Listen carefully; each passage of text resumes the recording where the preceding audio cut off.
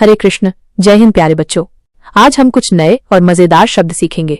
इन शब्दों को हम कहते हैं एट्रीब्यूट्स। एट्रीब्यूट्स का मतलब होता है गुण या विशेषता।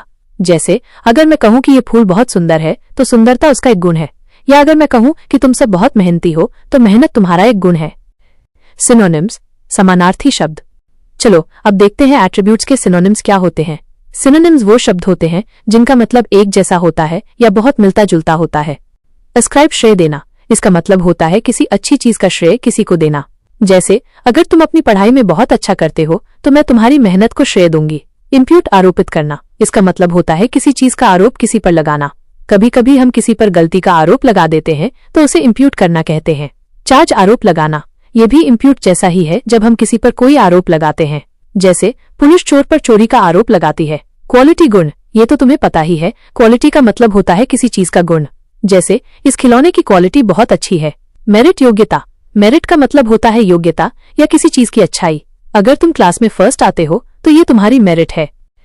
एंटोनिम्स, विलोम शब्द। अब हम देखेंगे एट्रीब्यूट्स के एंटोनिम्स।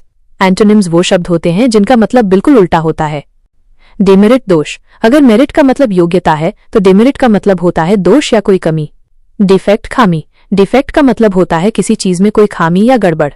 जैसे इस रिमोट में कोई डिफेक्ट है इसलिए ये काम नहीं कर रहा। फॉल्ट, गलती। फॉल्ट का मतलब होता है गलती। अगर कोई चीज टूट जाती है तो हम कहते हैं कि इसमें मेरी फॉल्ट नहीं है। ब्लेमिश, दाग।